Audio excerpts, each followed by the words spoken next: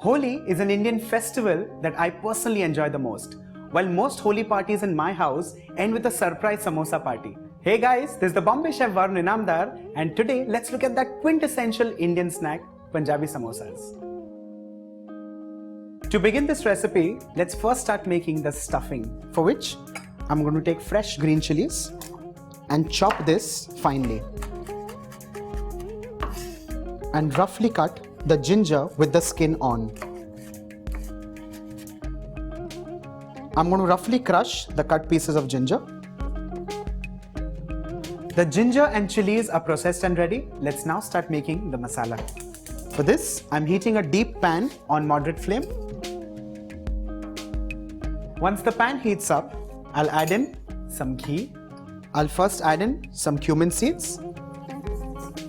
Once these start crackling, I'll add in the fennel seeds, immediately followed by chopped chillies and crushed ginger.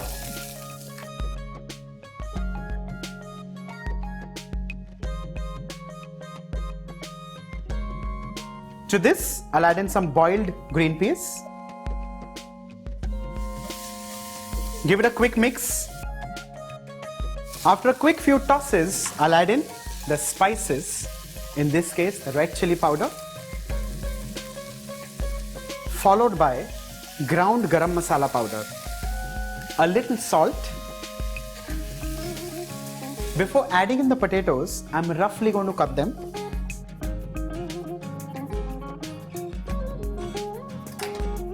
I'll drop in the potatoes.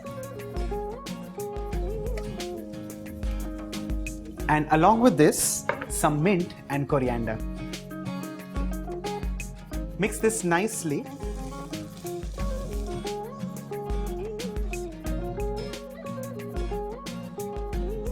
And once that's done, off goes the flame and allow this to cool down completely to room temperature.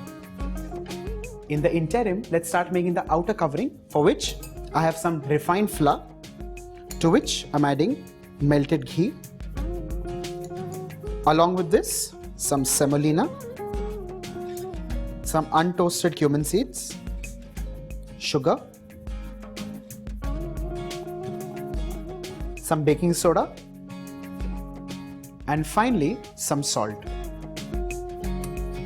Give this a mix and make sure this starts resembling breadcrumbs. And this is best done with your fingers. I'll be adding in water and convert this into a stiff dough.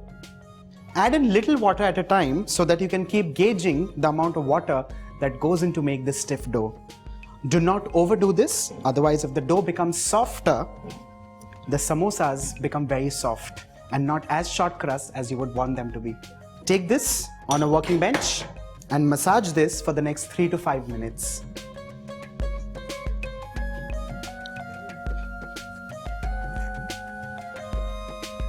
The dough has become nice and stiff. Now let's rest this under a damp cloth for 15 to 20 minutes.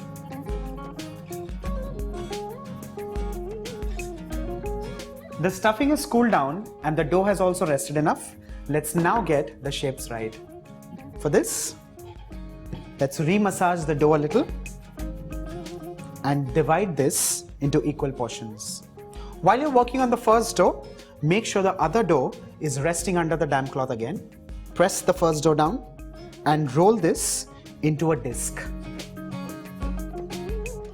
You may have to apply a little pressure to make sure you stretch the dough enough while rolling, because remember, this is a stiff dough.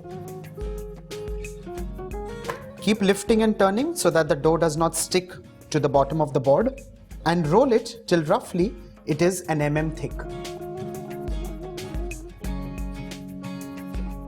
Once that's ready, I'm going to divide this midway and pick one neatly. At the base of this half, I'm going to apply some cold water. This is to make sure the patti or the covering of the samosa sticks nicely. Flip it on one side and turn it over like so. The ends nicely meet, like this, and press them neatly. Make sure this starts looking like a conical shape. Take a lemon-sized ball of the stuffing and convert it into a teardrop shape. Press it down.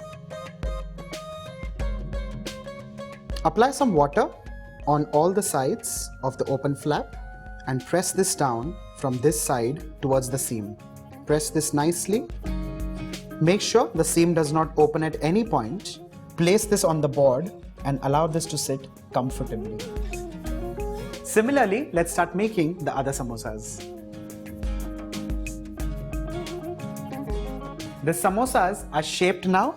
Let's cover these under a damp cloth and heat the oil on low flame. Once the oil moderately heats up, I'll introduce in the raw samosas.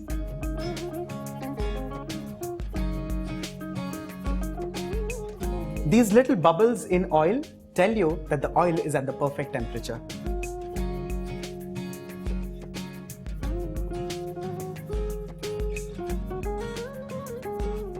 These samosas need to be fried on low flame completely till they turn golden brown. Well, if you do this on a high flame, they may turn golden brown on the outside but remain raw within. The samosas are fried and ready. Carefully lift this up from the oil and transfer this on an absorbent kitchen paper.